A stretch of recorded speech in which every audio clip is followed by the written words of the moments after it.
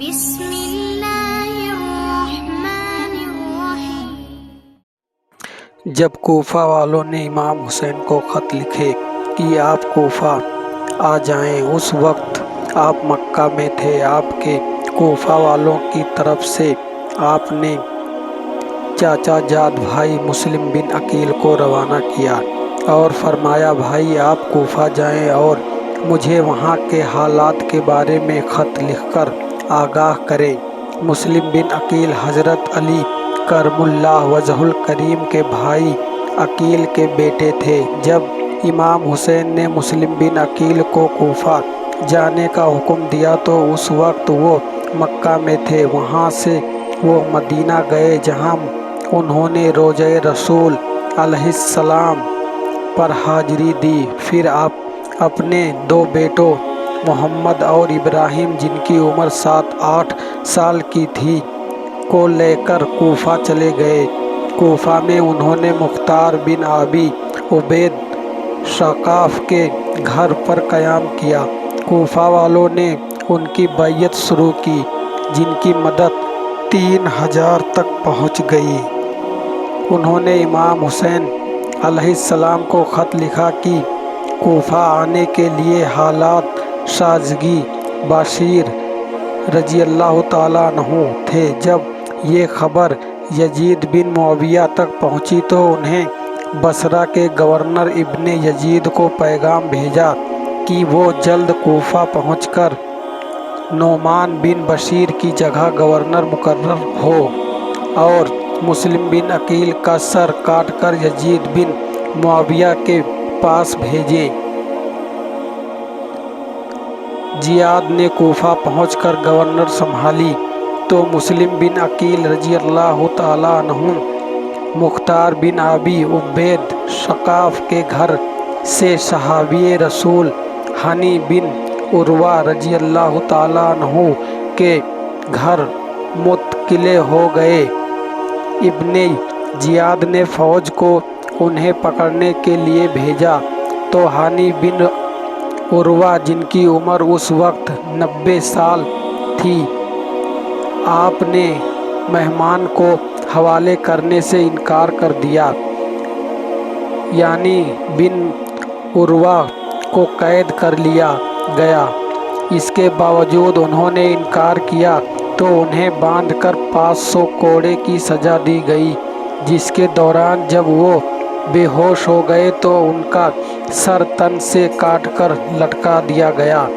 حضرت ہانی بن عروہ رضی اللہ تعالیٰ عنہ کو گرفتار کر لیا جانے کی خبر سن کر مسلم بن عقیل رضی اللہ تعالیٰ عنہ انہوں نے باہر نکلنے اور لوگوں کو بلایا۔ جوک در جوک لوگ آنا شروع ہو گئے۔ 4000 کا لشکر آپ کے ساتھ محل کے مشر کے لیے تیار ہو گیا۔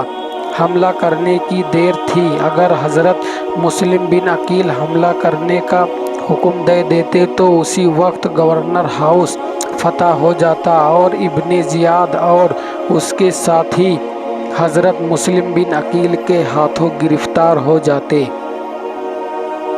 اور یہی لشکر سیلاب کی طرح امڑ کر شامل ہو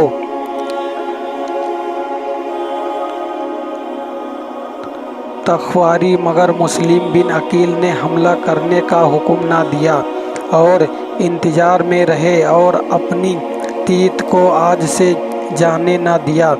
آپ چاہتے تھے کہ کھلا ہو جائے اور مسلمانوں میں خون ریزی نہ ہو پائے۔ آپ نے تھوڑا وفاق کیا، اس وفاق سے دشمن نے فائدہ اٹھایا اور کوفہ کے لوگوں نے جن کو ابن زیاد نے پہلے سے قلعے کے اندر بند کر رکھا تھا، ان کو مجبور کیا کہ وہ اپنے رشتہ داروں اور زیر اثر لوگوں کو مجبور کریں کہ مسلم بن عقیل کا ساتھ چھوڑ دیں۔ یہ لوگ ابن زیاد کے ہاتھ گورنر ہاؤس میں قید تھے اور جانتے تھے کہ اگر ابن زیاد کو شکست ہو گئی تو قلعہ کے اندر وہ ہمیں سب کو ختم کر دے گا۔ उस खौफ से वो घबरा गए और उन्होंने किले की दीवार पर चढ़कर अपने लोगों से गुफ्तगू की और उन्हें मुस्लिम बिन अकील को छोड़ने पर मजबूर किया।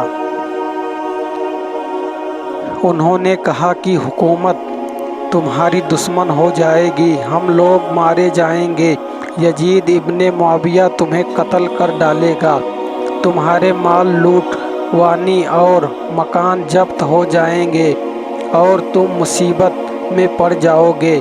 मुस्लिम बिन अकील का साथ छोड़ दो, हम जो इब्ने जियाद के हाथ में कैद हैं किला के अंदर मारे जाएंगे।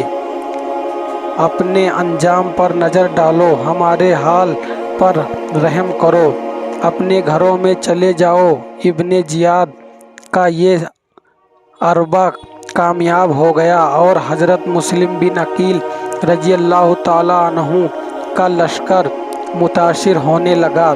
यहाँ तक कि शाम के वक्त हज़रत मुस्लिम बिन अकील ने कूफे की मस्जिद में जब नमाज मगरिब शुरू की तो आपके साथ 500 लोग थे और जब आप नमाज से फारिग हुए तो आपके साथ एक भी ना था। तमन्नाओं के इजहार से जिस अजाज मेहमान को बुलाया था उसके साथ ये वफा है कि वो तन्हा है और उनकी रफ़ात के लिए कोई एक भी मौजूद नहीं। कूफा वालों ने हज़रत मुस्लिम बिन अकील को छोड़ने से पहले गैरत से कत ताल्लुक़ किया और उन्हें जरा परवाह न हुआ कि क़यामत तक तमाम आलम में उनकी बेहिम्मती का शोर रहेगा और इस बाजू दिलाना बेमुरवती और नामर्दी से वो रुसवाए आलम में होंगे। मुस्लिम बिन अकील उस गुर्बत में तन्हा रह गए, किधर जाएं, कहाँ क़याम करें, हैरत है। कूफा के तमाम मेहमान खानों के दरवाजे बंद थे जहाँ से ऐसे मोहतरम मेहमानों को धूम करने के लिए ख़त लिखे गए थे, वो दरवाजे आज बंद थे और वो ताले लगे हुए थे। नादान बच्चों साथ थे, उन्हें कहाँ लिटाएं, कहाँ सुलाएं। कूफा के वासी खीता में 2-4 गज ज़मीन मुस्लिम बिन अकील की रात गुजारने के लिए मौजूद ना थी। उस वक्त हज़रत मुस्लिम बिन अकील को अपने भाई हुसैन की याद आती है और दिल तड़पा देती है। वो सोचते हैं कि मैंने इमाम को ख़त लिखा आने की इत्तला जा की और इस कौम के इखलास और अकीदत का एक दिलचस्प नक्शा इमाम अली मुकाम के हुजूर पेश किया है और आशरीफ आवारी पर जोर दिया और यकीनन हमारी इमाम मेरी इज्जत रद्द नहीं फरमाएंगे और यहाँ के हालात से मुतअय्यन होकर अपने ले आयाल के साथ तशरीफ़ लाएंगे। ये उन्होंने क्या मसाइल पहुँचे और चमन जहरा के जन्नती फूलों को इस ज़मीन पर कैसे तकलीफ़ पहुँचेगी, ये गम अलग दिल को घायल कर रहा था। आपने ख़त पर शर्मिंदा थे और बेचैन होकर कूफा की सरजमीन पर बैठे थे। तारीख़ इब्ने कसीर के मुताबिक जो लोग मस्जिद में रह गए थे, हज़रत मुस्लिम बिन अकील रजी अल्लाह ताला अन्हु ने उनको नमाज मगरिब पढ़ाई। उसके बाद जब आप बाहर निकले तो आपके साथ 10 अफराद थे, फिर वो भी साथ छोड़ गए और आप तन्हा रह गए। अब कूफा के बाजार थे जो सुनसान हो चुके थे। मुस्लिम और आपके 2 मासूम बच्चे तन्हाई और बेकसी थी, गुर्बत और मुसाफिर थे, मजलूम और बेचार की थी अजीब दर्दनाक हालत थी। जिस दरवाजे पर जाते कोई जवाब न देता। نادان بچے ساتھ ہیں اور خیر خواہ کوئی نہیں۔ کوفہ کا شہر ہے لیکن پناہ کوئی نہیں۔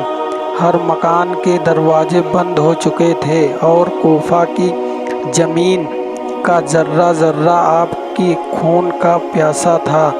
دونوں بچوں کو سینے سے لگایا ایک فقیر بے نوا کی طرف چھپنے کی جگہ تلاش کر رہے تھے کہ اچانک ایک دروازہ کھلا اور ایک بوڑھا سا انسان جس کا نام قاضی شراق تھا باہر نکلا۔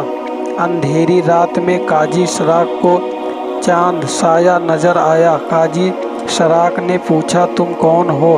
حضرت مسلم رضی اللہ تعالیٰ عنہ نے فرمایا، بابا ہم مسافر ہیں، ہمارا وطن بہت دور ہے اور یہاں ہمارا کوئی ہمدرد نہیں ہے اور کوئی ہماری پناہ گاہ نہیں ہے۔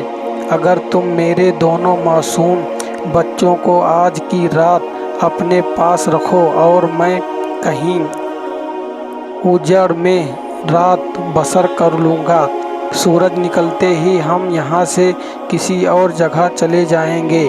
آج کی رات ہمیں پناہ دے دو اور قیامت کے دن ہم آپ کو نانا پناہ دیں گے۔ حضرت مسلم بن عقیل کی اس دردناک گفتگو سے قاضی شراق کی آنکھوں میں آنسو آ گئے اور دروازہ کھول کر عرض کیا، آپ اندر تشریف لے آئیں۔ مدینہ کے یہ تینوں مسافر قاضی سور کے گھر میں داخل ہوئے۔ اندر چراغ جل رہا تھا۔ قاضی سور نے دیکھا تو پہچان گئے اور حضرت مسلم رضی اللہ تعالیٰ عنہ کے قدموں میں گرے گئے، بچوں کو گلے لگایا اور ساری رات ان مہمانوں کا پیر دیتے رہے۔ حضرت مسلم بن عقیل رضی اللہ تعالیٰ عنہ نے فجر کی نماز ادا کی اور سوچنے لگے کہ ایسے کون سی تدبیر ہو کہ امام حسین کو کوفہ والوں کی بے وفائی اور ابن زیاد کے ظلم ستم کی اطلاع مل جائے، مگر اب کیا کر سکتے تھے؟ تیر کمان سے نکل چکا تھا، خط لکھ چکے تھے۔ سورج طلوع ہوتے ہی کوفہ کے کوچ بازار میں مودانی ہونے لگی۔ مسلم جس بھی گھر سے پکڑے گئے اس کے بال بچوں کو بھی ذبح کر دیا جائے گا۔ حضرت مسلم بن عقیل نے یہ دل خاشرہ آواز سنی تو اس خیال سے کہ میری آواز سے قاضی شراق مصیبت میں مبتلا نہ ہو جائے، جوش میں آئے گئے تلوار نکالی اور قاضی سور سے فرمایا، بابا آپ کی مہمان نوازی میں محبت اہل بیت کا شکریہ، میں اس کا بدلہ قیامت والے دن ادا کروں گا۔ اور دیکھو یہ میرے دو معصوم بچے آپ کے پاس امانت ہیں، اگر وقت ملے تو ان کو مدینہ کی راہ پر ڈال دینا، ٹھوکروں کھاتے اور گرتے پڑتے پہنچ جائیں گے۔ اتنا کہہ کر حضرت مسلم بن عقیل نے نعرہ تکبیر بلند کیا اور شمشیر حیدری کو ہوا میں لہراتے ہوئے میدان میں آ گئے اور لشکر کے کوفہ کے بے وفا لوگوں، تم نے میرا ہاتھ پر بیعت کی، مجھے اپنا پیشوا تسلیم کیا اور میں خود نہیں آیا، تمہارے بلانے پر آیا، تم نے میرے پیچھے نماز پڑھی اور اب اپنے بلائے ہوئے مہمان کو اپنے پیشوا اور امام کے خون کے پیاسے ہو گئے ہو۔ جواب دو کہ قیامت کے دن تم کیا جواب دو گے، میرے نانا مصطفیٰ کو کیا منہ دکھاؤ گے جس نے فرمایا ہے کہ میرے اہل بیت کا دشمن میرا دشمن ہے اور میری آل سے لڑنے والا مجھے لڑنے والا ہے اور میری اتر حق کو ہدایت کا شار چشم ہے، مگر آج تم اسی اہل بیت کے چمن کے ایک پھول توڑنے کے در پہ ہو، اسی اہل محمد کے حضور کی ایک دیوار گرانا چاہتے ہو اور اسی عطر رسول کے باغ کی ایک شاخ کو کاٹ رہے ہو۔ باطل کو مغلوب کرنے کے لیے اگر اب بھی حق کا ساتھ دو تو اللہ تعالیٰ کی رحمت کے دروازے تمہارے لیے کھلے ہیں، ورنہ آئندہ آنے والی نسلیں تمہاری بے وفائی، وعدہ خلافی اور بزدلی پر قیامت تک لعنت برساتی رہیں گی۔ حضرت مسلم بن عقیل رضی اللہ تعالیٰ عنہ تھکاوٹ سے چور، بے بسی اور پریشانی کی حالت میں کوفہ کی گلیوں اور بازاروں میں پھر رہے تھے۔ سب گھروں کے دروازے بند ہو چکے تھے، کہیں کوئی جائے پان نظر نہ آ رہی تھی۔ سمجھ نہیں آتی تھی کہ وہاں جائیں اور کیا کریں۔ ایک دروازے پر نظر پڑی تو دیکھا ایک بوڑھی عورت دروازہ کھولے کھڑی بیر کی طرف دیکھ رہی ہے، شاید اسے کسی کا انتظار تھا۔ وہ قابل ایک کندھا کی ایک عورت تھی جس کا نام تو تھا وہ اشعث بن قیس کی آزاد کر ڈالہ لونڈی تھی۔ آزادی کے بعد اس نے وید خزار نامی ایک شخص سے شادی کر لی تھی جس سے اس کے یہاں ایک بیٹے کی پیدائش ہوئی۔ اس کا نام بلال تھا۔ یہ لڑکا شرابی اور آوارہ تھا اور ابھی تھک کر واپس نہیں لوٹا تھا، اور تو وہ اس کا انتظار کر رہی تھی۔ حضرت مسلم بن عقیل اسے دیکھ کر اس کی طرف بڑھے اور اسے سلام کیا۔ اس نے سلام کا جواب دیا۔ آپ نے پانی مانگا، اس نے پانی لا کر دیا تو آپ نے پانی پی کر برتن اسے واپس کر دیا۔ وہ برتن گھر کے اندر رکھ کر باہر آئی تو دیکھا آپ اسی کے دروازے پر بیٹھے ہیں۔ اس نے کہا، آپ نے پانی تو پی لیا ہے، اب آپ اپنے گھر جائیے۔ آپ نے اس کی بات کا کوئی جواب نہ دیا اور خاموش رہے تو اس نے 3 بار اپنے جملے کو دہرایا۔ آپ نے کچھ جواب نہ دیا اور خاموش رہے۔ اس نے کہا، سبحان اللہ، میں آپ کو اپنے گھر جانے کا کہتی ہوں اور آپ خاموش بیٹھے ہیں۔ آپ کا رات کے وقت میرے دروازے پر بیٹھنا مناسب نہیں ہے۔ میں کہتی ہوں کہ آپ اپنے گھر جائیں۔ حضرت مسلم بن عقیل نے فرمایا، اس شہر میں میرا کوئی گھر نہیں ہے، میں ایک مسافر ہوں اور اس وقت سخت مصیبت میں ہوں۔ کیا تم مجھے اپنے گھر میں پناہ دے سکتی ہو اور میرے ساتھ کچھ بھلائی کر سکتی ہو؟ شاید میں کسی وقت اس کا بدلہ دے سکوں، ورنہ اللہ تعالیٰ اور رسول اللہ صلی اللہ علیہ وسلم اس کا اجر تمہیں دیں گے۔ تو نے حیرت زدہ ہو کر پوچھا، آپ کون ہیں اور کس طرح کی بھلائی چاہتے ہیں؟ آپ نے فرمایا، میں مسلم بن عقیل ہوں، کوفہ والوں نے مجھے دھوکہ دیا ہے، میرا ساتھ غداری اور بے وفائی کی ہے، مجھ سے مدد کا دعویٰ کیا تھا اور جب سب نے میرا ساتھ چھوڑ دیا ہے۔ یہ سن کر تو عورت نے کہا، آئیے میرے گھر میں تشریف لائیں۔ حضرت مسلم بن عقیل کو اپنے گھر کے اندر لے گئی تو عورت نے آپ کو اپنے گھر کے دوسرے ایکاں میں ٹھہرایا۔ کمرے میں آپ کے لیے فرش بچھا دیا، آپ اس پر بیٹھ گئے۔ وہ کھانا لے کر آئی، آپ نے تناول نہ کیا اور اس کو دعائیں دیں۔ آپ کو اس احاطہ کے ٹھہرا کرتے تو گھر کے اگلے حصے میں چلی گئی۔ تھوڑی دیر کے بعد اس کا بیٹا بلال بن وید واپس آیا۔ اس نے اپنی ماں کو جب بار بار دوسرے احاطے میں جاتے ہوئے دیکھا تو وجہ پوچھی تو وہ عورت نے پہلے تو کچھ نہیں کی پوچھنے کی کوشش کی، مگر جب اس نے زیادہ اشارہ کیا تو اس نے رازداری کا دو پیمان لے کر مسلم بن عقیل کے آنے اور ٹھہرانے کے بارے میں بتایا، جسے سن کر وہ چپ کر گیا۔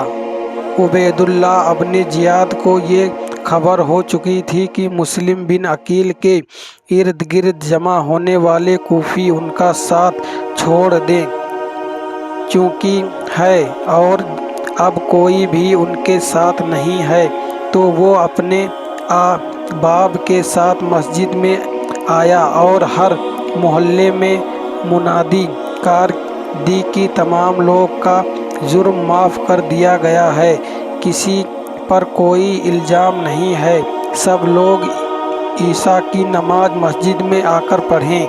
چنانچہ تھوڑی ہی دیر میں مسجد لوگوں سے بھر گئی۔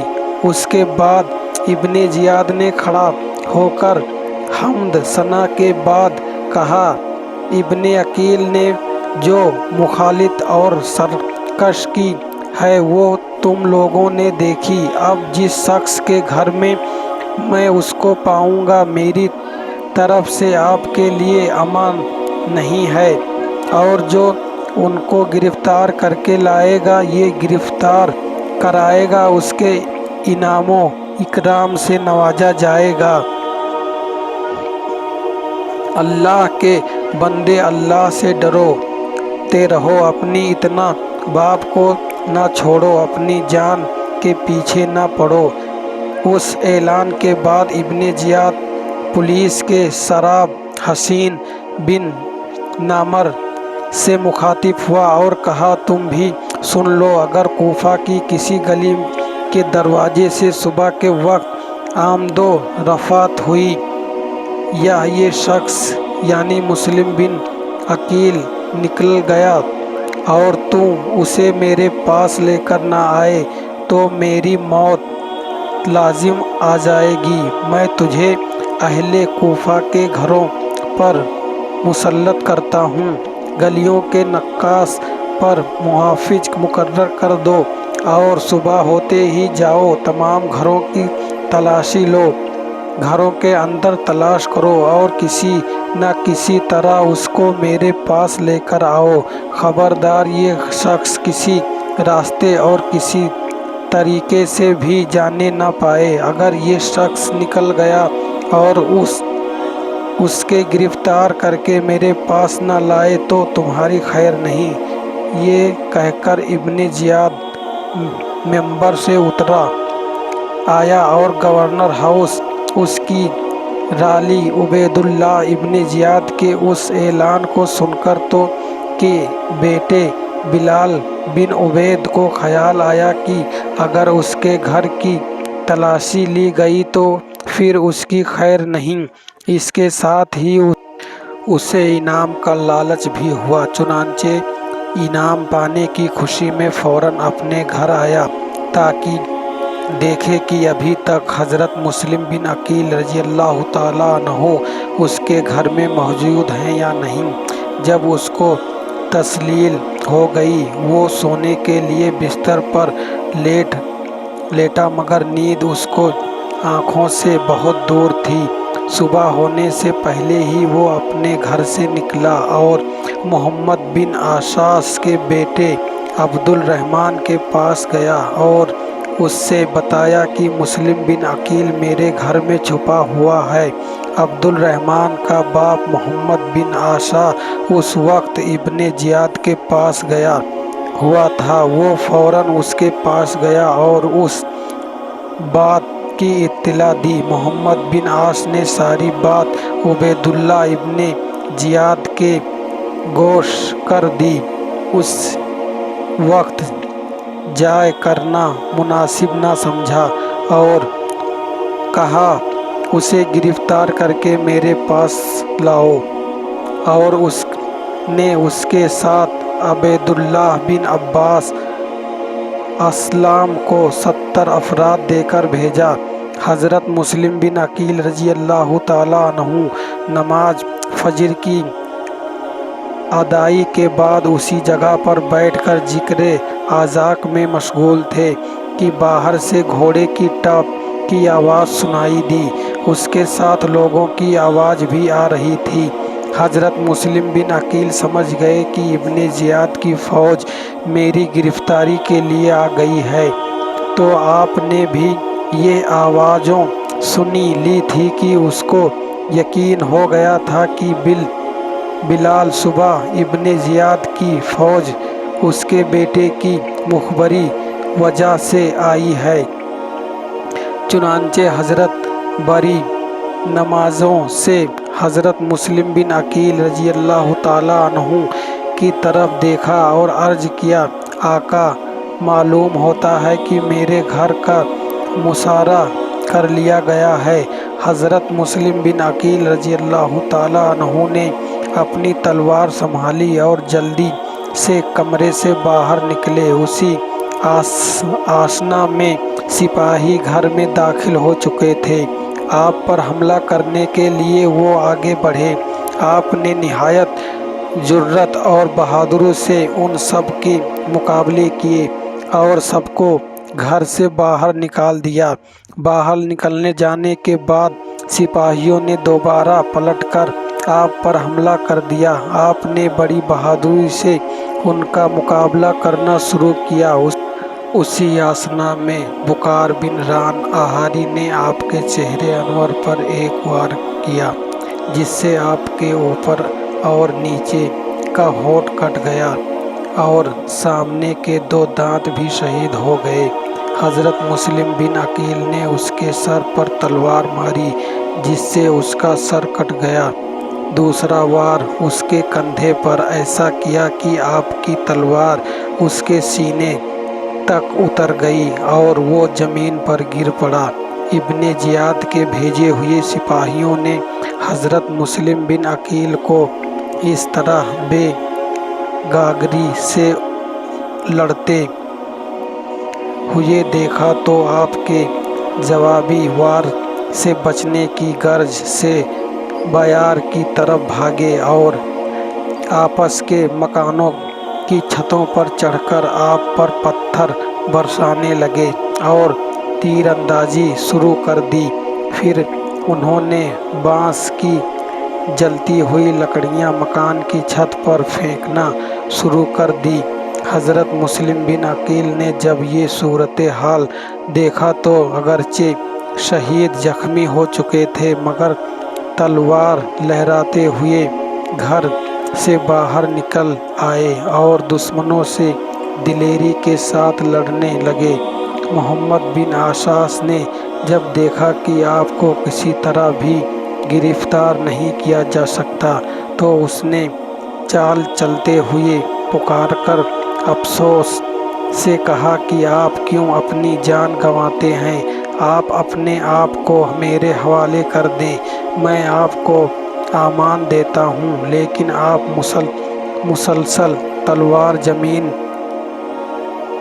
کرتے رہیں، ساتھ ہی آپ ریز بھی پڑھتے جاتے تھے۔ شکست آخر مسارہ تھا، یعنی مجھے اس بات کا اندیش ہے کہ مجھے جھوٹ بولا جائے گا، مجھے جھوٹ بولا جائے گا۔ یہ سن کر محمد بن عاص نے کہا، آج سے جھوٹ نہیں بولا جائے گا اور نہ ہی آپ کو دھوکہ دیا جائے گا۔ مسلم بن عقیل زخمی ہوئے اور تھکان کے باعث بہت ڈھال ہو چکے تھے، اس لیے ایک گھر کی دیوار سے ٹیک لگا کر کھڑے ہو گئے۔ ابن عاص آپ کے قریب آیا اور کہا، آپ کے لیے امان ہے۔ آپ نے فرمایا، کیا واقعی میرے لیے امان ہے؟ اس نے کہا، ہاں۔ دوسرے لوگ بھی بولے، ہاں، آپ کے لیے امان ہے۔ صرف عمر بن عبیداللہ اسلمی نے کہا کہ میرا اس سے امان کے حوالے کوئی تعلق نہیں۔ جب دشمنوں نے حضرت مسلم بن عقیل رضی اللہ تعالیٰ عنہ کو امان دینے کا وعدہ کر لیا تو آپ نے فرمایا، اگر تم مجھے امان دینے کا وعدہ نہ کرتے تو میں کبھی بھی اپنے آپ کو تمہارے حوالے نہ کرتا۔ اسی آسنا میں ایک خچر لایا گیا، اس پر آپ کو سوار کر دیا گیا اور آپ کو لوگوں لے کر چل پڑے تو سپاہیوں نے چاروں طرف سے چڑھائی کرتے ہوئے آپ کے ہاتھ سے آپ کی تلوار چھین لی۔ آپ نے یہ دیکھا تو یقین ہو گیا کہ اب میرے ساتھ دھوکہ کیا گیا ہے، آپ کا ہتھیار چھین لیا گیا تو آپ نے بے بسی کے عالم میں فرمایا، یہ پہلی غداری ہے۔ ابن اساس نے کہا، مجھے امید ہے کہ آپ کو کوئی نقصان نہیں پہنچے گا۔ آپ نے فرمایا، بس امید ہی امید ہے، اور جو امان مجھے تم نے دی تھی اس کا کیا ہوا؟ انا للہ و انا الیہ راجعون۔ اس کے ساتھ ہی آپ کی آنکھوں سے آنسو جاری ہو گئے۔ آپ کی آنکھوں میں آنسو دیکھ کر عمر بن عبید اللہ عالمی، جس نے آپ کے امان دینے سے متعلق تعلق کا اظہار کیا تھا، بولا، تمہیں جس کام کے لیے مامور کیا گیا تھا، اگر اسی کام پر کسی دوسرے کو مقرر کیا جاتا اور وہ اسی مصیبت میں مبتلا ہو جاتا جس میں تم ہو گئے ہو تو کیا کبھی نہ روتے؟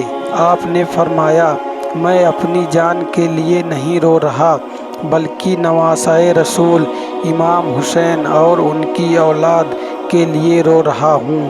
پھر آپ نے ابن اساس سے فرمایا، مجھے دکھائی دے رہا ہے کہ تھوڑی دیر کے بعد تم اپنی ہی دی ہوئی امان کو پورا کرنے سے عاجز ہو جاؤ گے، لہٰذا میں چاہتا ہوں کہ میرے ساتھ اتنی رعایت کرو کہ حسین کو کسی طرح سے حالات اور پیغام بھیج دو کہ کوفہ والوں نے میرے ساتھ دھوکہ کیا، غداری کی ہے۔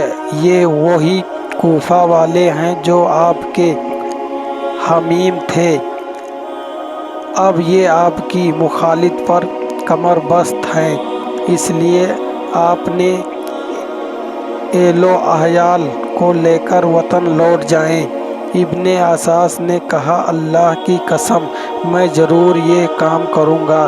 چنانچہ اس نے فوری طور پر اپنا وعدہ پورا کرنے کی غرض سے ایک شاعر اشعار بن اصال تائی کو بلوایا اور مسلم بن عقیل نے جو باتیں کہی تھیں ایک خط میں لکھ کر اس کے حوالے خط کیا اور اس سے کہا کہ جس قدر جلدی ہو سکے یہ خط حسین ابن علی تک پہنچا دو۔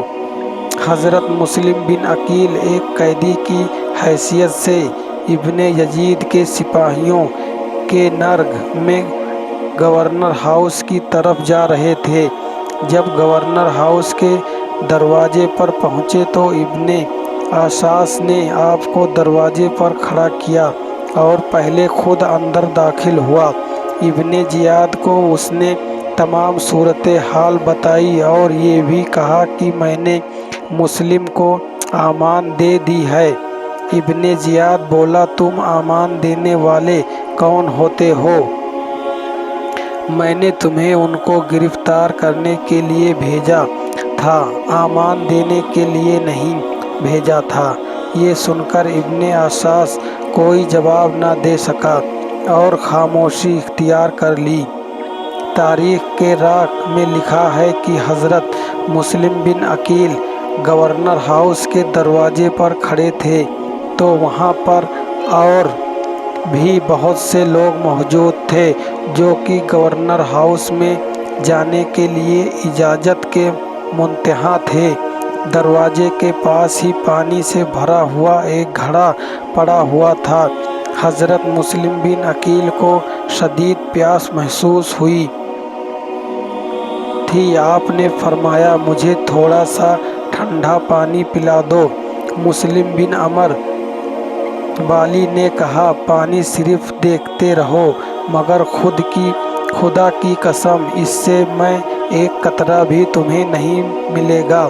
تمہاری قسمت میں تو اب جہنم کا کھولتا ہوا پانی ہے۔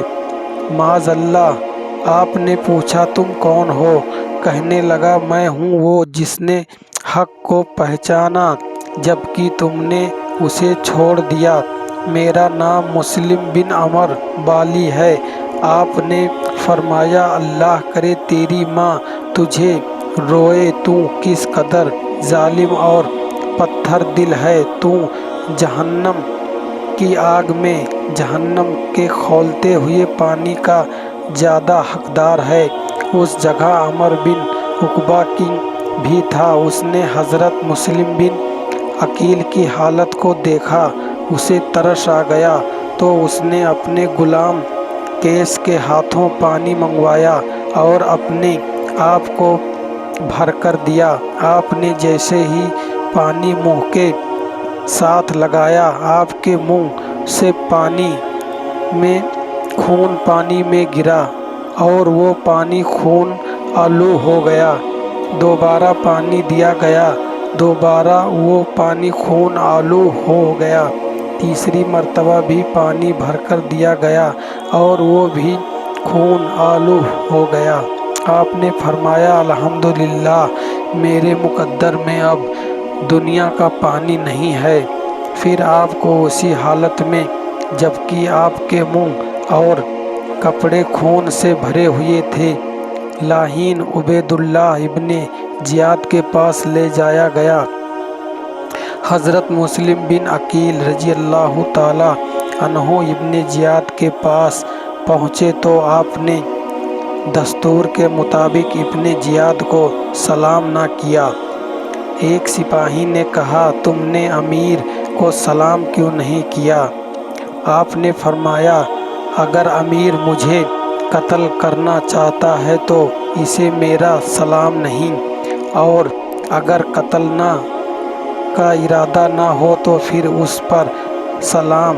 ابن زیاد نے کہا میں تمہیں ضرور قتل کروں گا۔ آپ نے فرمایا میں بھی ایسا ہی خیال کرتا ہوں۔ آپ نے فرمایا مجھے صرف اتنا موقع دے دو کہ میں اپنی قوم کے کسی شخص کو کچھ وصیت کر دوں۔ ابن زیاد نے اجازت دے دی۔ اس پر آپ کے درباریوں میں اپنی نظریں دوڑائیں تو آپ کو حضرت سعد بن ابی وقاص رضی اللہ تعالی عنہ کا بدبخت بیٹا ابن سعد دکھائی دیا۔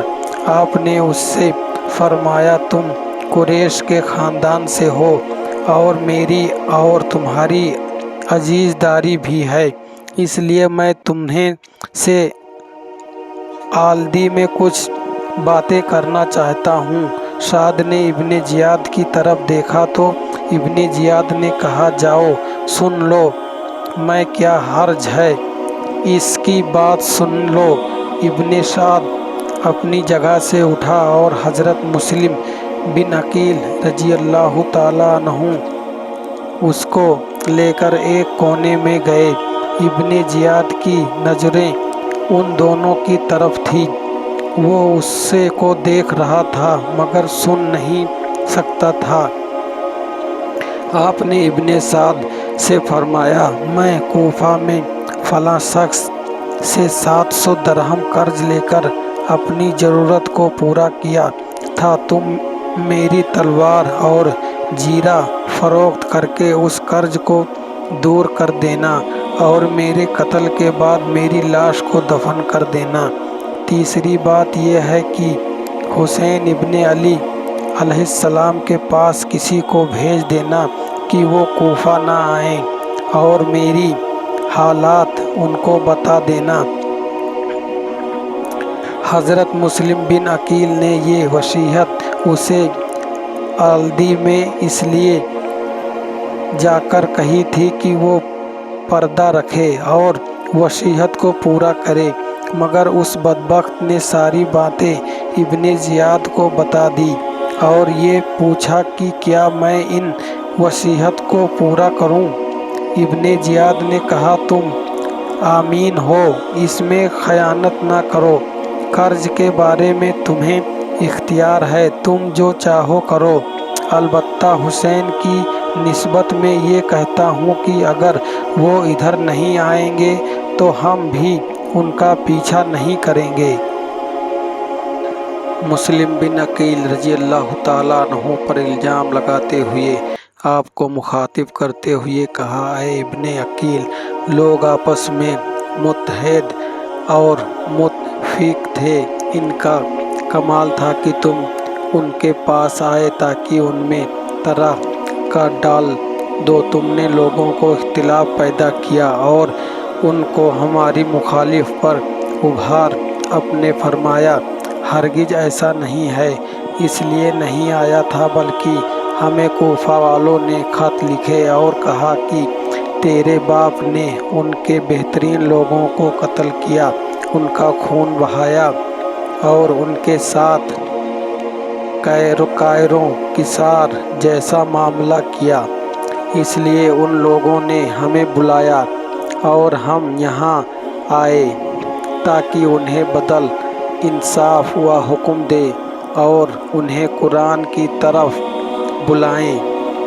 ابن زیاد یہ سن کر غضبناک ہو گیا اور گستاخی کرتے ہوئے بولا، اے فاس، تو اور تیرا دعویٰ جھوٹا ہے، جب تو مدینے میں شراب پیا کرتا تھا اس وقت تجھے عدل، انصاف اور قرآن اور سنت کی تعلیم بد، شراب تو وہ پیے گا جو مسلمانوں کے خون پیتا ہے اور جس جان کو اللہ تعالیٰ نے حرام کیا ہے اسے بلا کسی سبب کے قتل کرتا ہے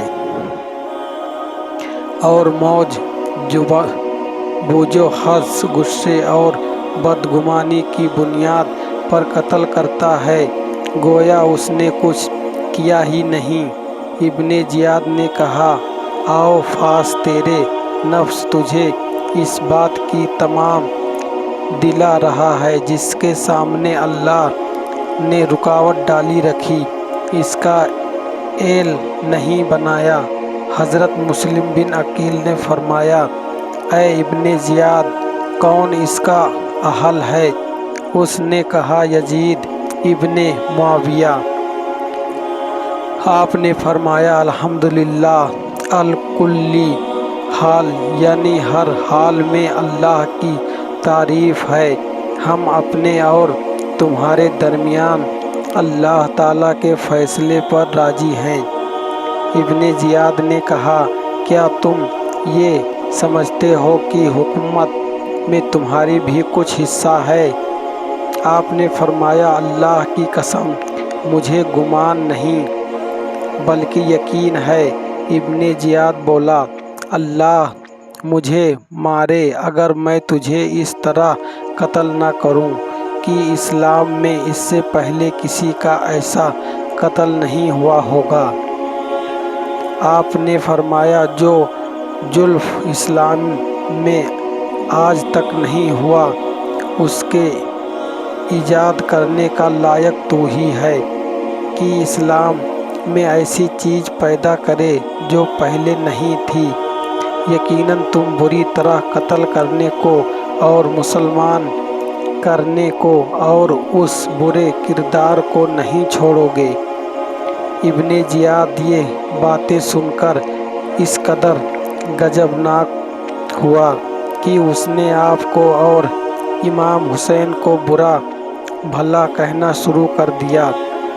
حضرت مسلم بن عقیل رضی اللہ تعالیٰ عنہ نے اس کی ان باتوں کا کوئی جواب نہیں دیا، لہٰذا مسلم بن عقیل نے گفتگو کے بعد ابن زیاد اس قدر آگ بگولا ہو گیا کہ اب وہ ذرا سی بھی مہلت آپ کو دینے کے لیے تیار نہ تھا، لہٰذا اس نے جلادوں کو حکم دیا کہ ان کو محل کی چھت پر لے جاؤ اور قتل کر کے سر کے ساتھ جسم بھی نیچے پھینک دو تاکہ ان کی ہڈیاں بھی ٹوٹ جائیں۔ یہ سن کر مسلم بن عقیل نے ابن آثاث کی طرف دیکھا اور فرمایا، اگر تو نے مجھے امان نہ دی ہوتی تو اللہ کی قسم میں کبھی بھی اپنے آپ کو تمہارے حوالے نہ کرتا۔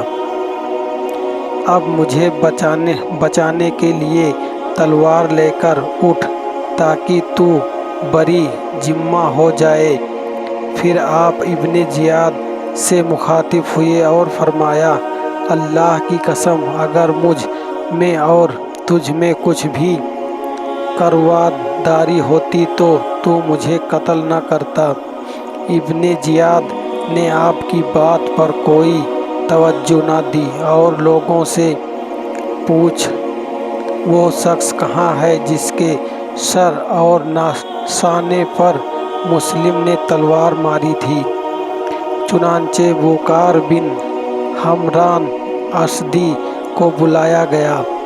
جب وہ آ گیا تو ابن زیاد نے اسے حکم دیا کہ چھت پر لے جا کر اس کا سر قلم کر دو، تاکہ جب مسلم بن عقیل کو لے کر چھت کی طرف جا رہے تھے تو آپ نہایت صبر سکون کے ساتھ استغفار اور درود شریف پڑھ رہے تھے اور ساتھ ہی یہ کہتے جا رہے تھے، یا اللہ ہمارے اور اس قوم کے درمیان تو خود ہی فیصلہ فرما دے، جس نے ہمیں دھوکہ دیا اور جس نے ہمیں جھٹلایا اور ہمیں ذلیل کیا۔